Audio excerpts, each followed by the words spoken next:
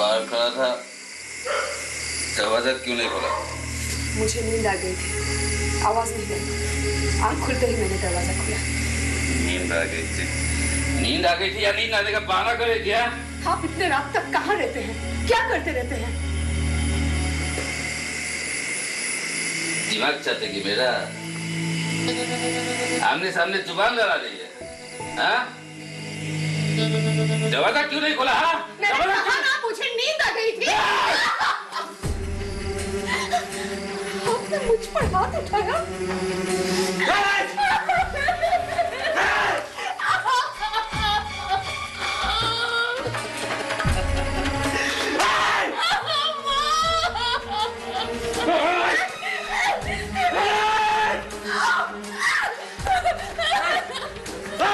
घर छोड़ के जा रही है ना? तुम्हारा कदम मत रखना, घमंडी औरत।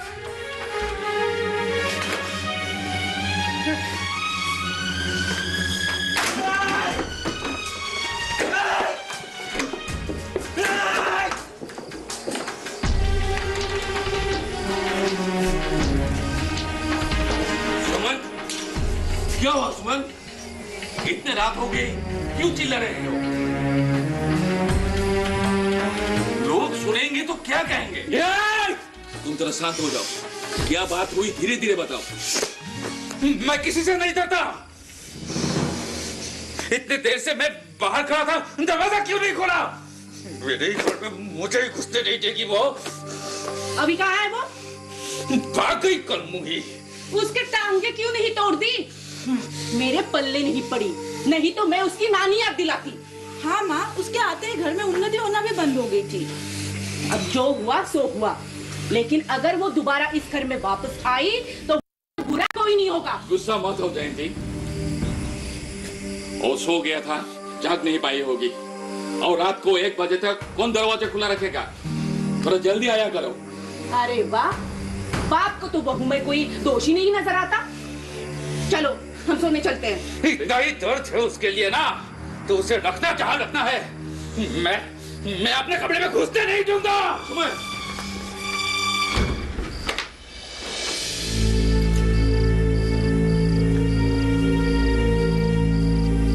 चलिए।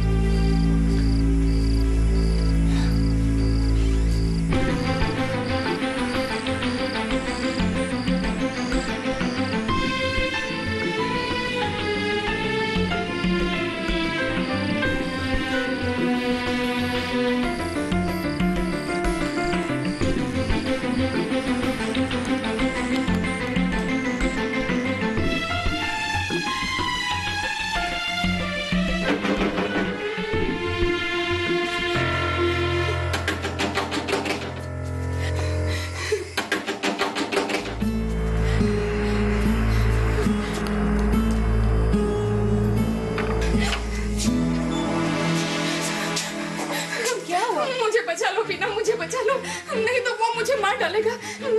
मैं कैसे बचते बचा के आई हूँ, मुझे बचा लो। तुम मेरे यहाँ पहुँच गई हो तो चिंता मत करना। चलो आओ अंदर।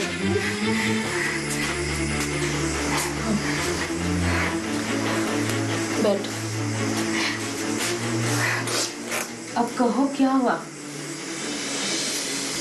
मेरी सास और ननद ने मुझसे दहेज का दावा किया और मेरे पति सुमन ने व्यवसाय के नाम पर मेरे सारे गहने ले लिए और आज शराब के नशे में मुझे पीटा, खूब पीटा, मुझे मार डालने की कोशिश की।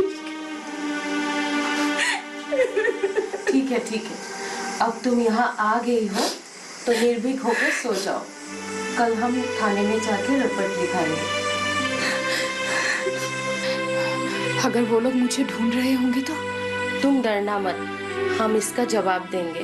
तुम्हारे जितने दिन मर्जी हो मेरे यहाँ रुक सकती हो, मेरा घर खाली पड़ा है, तुम निर्भीक होकर यहाँ रह सकती हो। भगवान ने आज मुझे बचा लिया, नहीं तो आज वो मुझे मार ही डालता।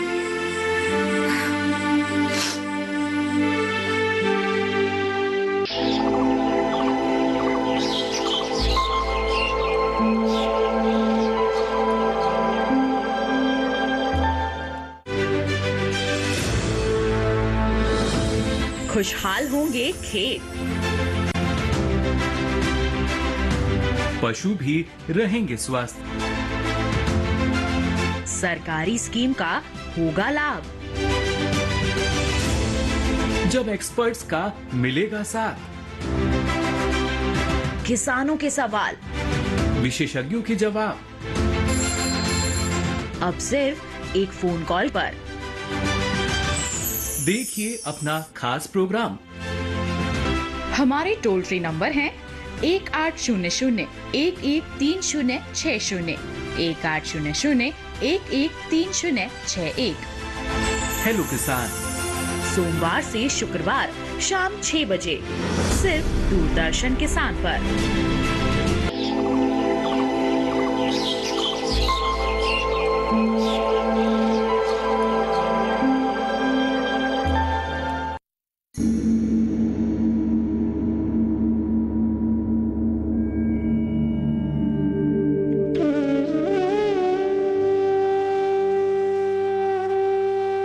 हमारे प्यारे बहनों और माताएं, हमारे सभानेत्री नीति को हमारे गांव की जुटी तरह एक फुलाम गामसा से स्वागत करेगी।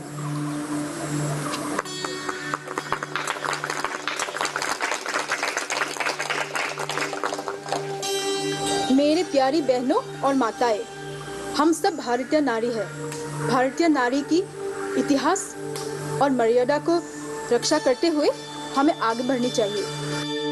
पश्चिमी सभ्यता और संस्कृति को अपनाकर हमें हमारी राष्ट्रीयता और परंपरा से दूर नहीं हटनी चाहिए। हमारे समाज में आजकल बहुत दिनों से नारी निर्यातन, बलात्कार, हत्या आदि घटनाएं घट रही है। इसका विरोध समाज में आज तक नहीं हुआ। ये सब जानने के बाद भी महिलाएं विरोध नहीं करती, नीरव दर्शक बनकर घर में बैठी रहती है। घर के भीतर ना बैठकर नारी को संकल्पबद्ध होनी चाहिए। आप लोग हमारे जागरण संगठन में आइए, आप लोगों को हर तरह की मदद की जाएगी।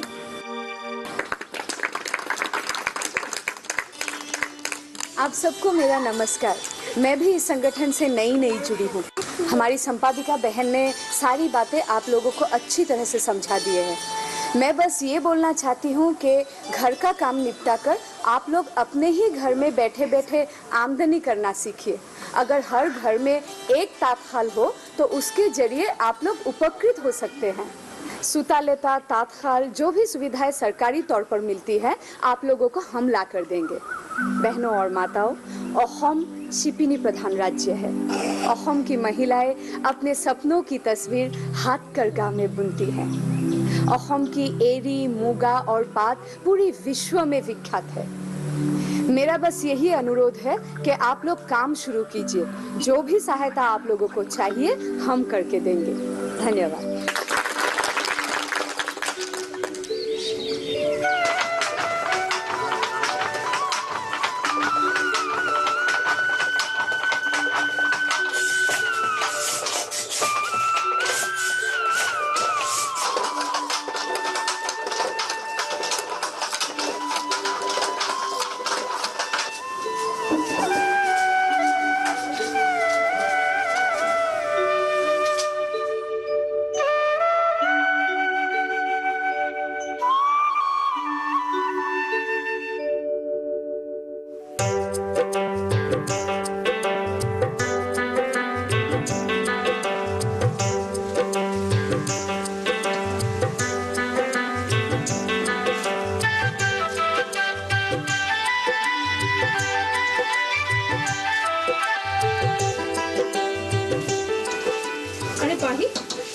बुने हुए कपड़े बहुत सुंदर हैं और ग्राहक बहुत पसंद करते हैं, तुरंत बिक्री हो जाती है। अच्छा, तुम कोई नया डिजाइन लाई हो क्या? दिन ब दिन कपड़े का डिजाइन बदल रहा है और ग्राहक हमेशा नया नया डिजाइन मांगते हैं। हाँ, मैं बहुत सारा नया डिजाइन लाई हूँ। लगाई हुई कपड़े बुनाई हो जाने के बाद नया डिजाइन का काम शुरू करना। पाही हमारे संगठन में योगदान करने के बाद हमारे कपड़े के व्यवसाय दिन ब दिन बढ़ती जा रही है और लोग हमारे यहाँ से भी कपड़े ले जाते हैं। इसीलिए तो मैं पाही को हमारे महिला संगठन में काम करने के लिए बोली थी। चलो तुम लोगों के टेक्सटाइल उद्योग देख कर आती हूँ। चलो।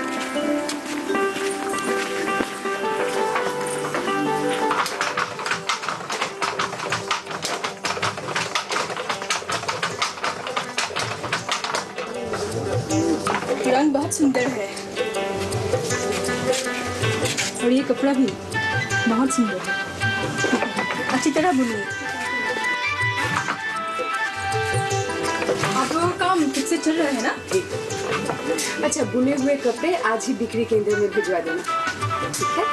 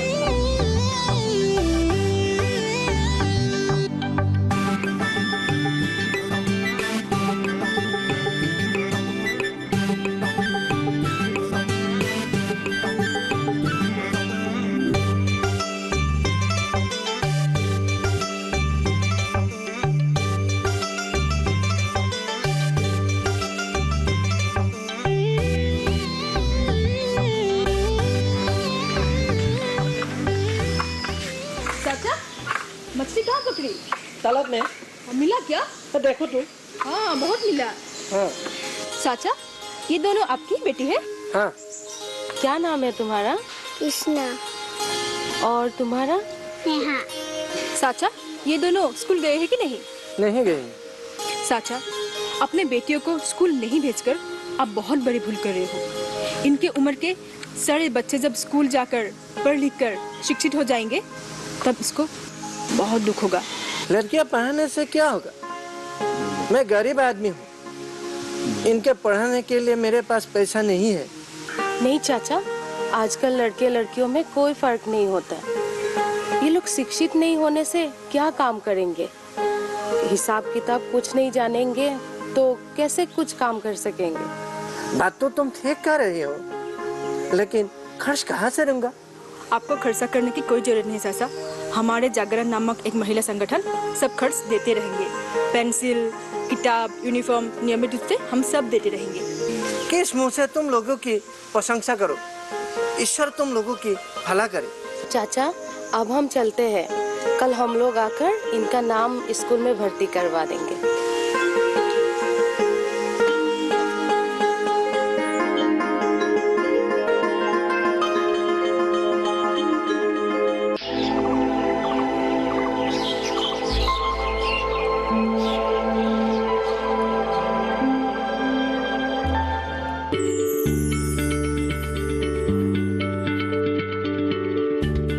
आप किसी बीमारी से परेशान हैं?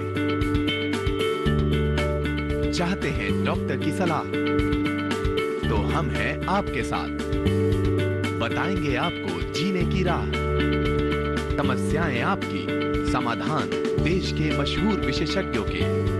घर बैठे बात करें देश के जाने माने डॉक्टरों से। हमारे लाइव प्रोग्राम स्वस्थ किसान में हर शनिवार शाम 6 बजे से 7 बजे तक।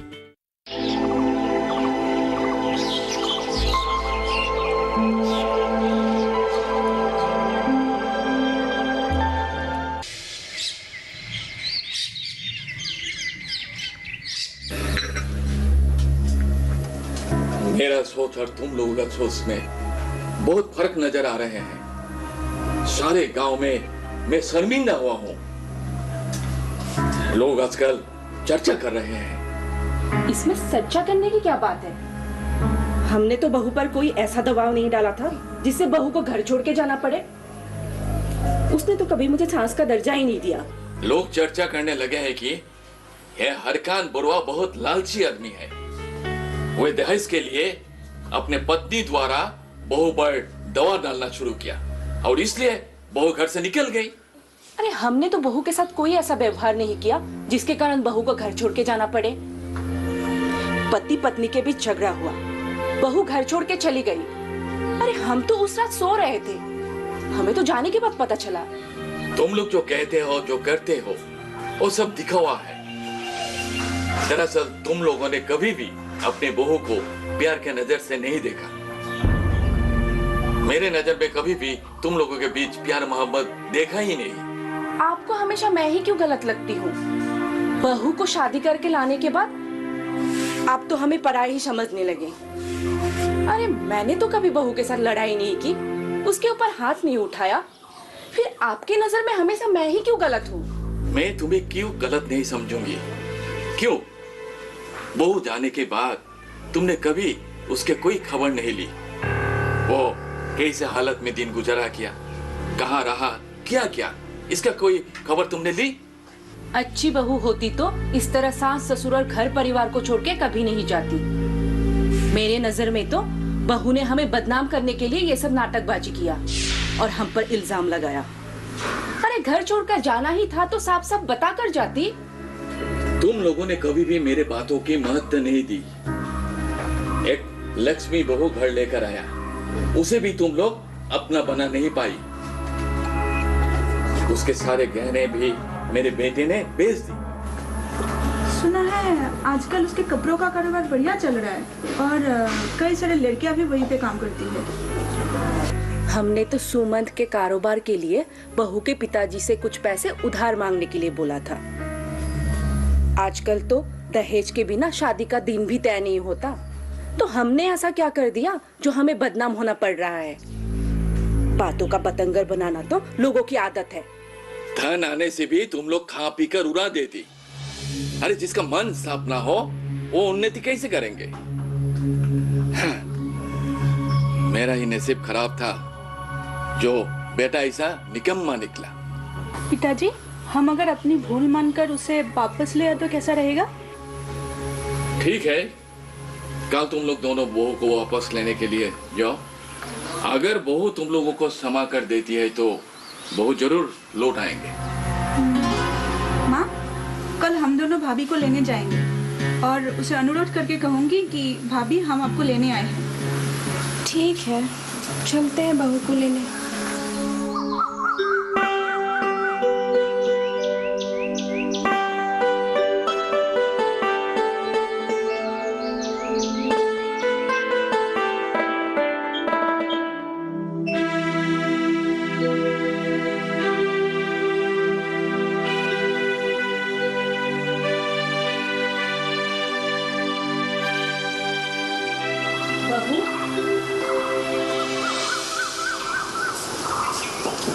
माँ, आप यहाँ? नमस्कार, मैं बीना हूँ, जागरण संस्था की सदस्य। आइए।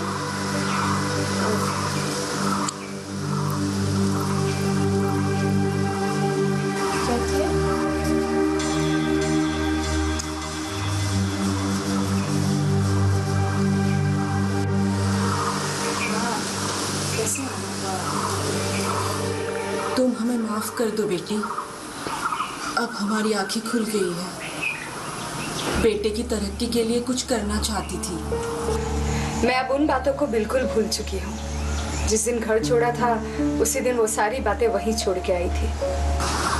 तुम हमारे घर वापस चलो भाभी। पिताजी रोज तुम्हें याद करते हैं। जब से तुम चली आई हो घर एकदम सुना सुना हो गया। सुमंत भी अपनी गलती मान चुका है। वो अपने किए पर पछता रहा है। आजकल शाम को भी कहीं बाहर नहीं जाता, घर पर ही उदास बैठा रहता है। अगर तुमने हम लोगों को माफ कर दिया तो घर वापस चलो भाभी। मैं तुमसे माफी मांगती हूँ। मुझे किसी से कोई शिकायत नहीं है माँ, और ना ही मैं किसी से नाराज हूँ। लेकिन जो घर में छोड़ के आई हूँ वहाँ मैं वापस नहीं जाऊंगी। माँ, मेरे ऊपर बहुत सारे लोगों का जीवन निर्भर है। समाज के पीड़ित, अवहेलित और दुर्दशाग्रस्त लोगों के हित में काम करते रहने का मैंने संकल्प लिया है। अगर मैं चली गई तो वो लोग बेसहारा हो जाएंगे। आप लोग अपने आप को संभ्रांत घर के बोलकर परिचय दे सकते हैं, लेकिन हमारे यहाँ पे ज्यादातर लोग ऐसे हैं जिनका कोई सहारा नहीं है। कोई सामाजिक संगठन ना हो तो वो लोग बिल्कुल बेसहारा हो जाएंगे। माँ जी, आप बुरा मत मानिएगा। कभी कभी हमारे इस जागरण संगठन के कार्यालय में आइएगा, हमारी मुलाकात यहीं पे हो जाएगी। भाभी, क्या मैं भी इस संगठन का सदस्य बन सकती हूँ? हाँ हाँ जरूर, क्यों नहीं सेवाली। आप क्या कहते हैं बीना जी? हाँ जरूर, तुम कल से ही हमारे संगठन में जुड़कर काम करो। जी धन्यवाद। भगवान तुम सबका भला करे। अब हम चलते हैं। हमेशा खुश रहो बेटी।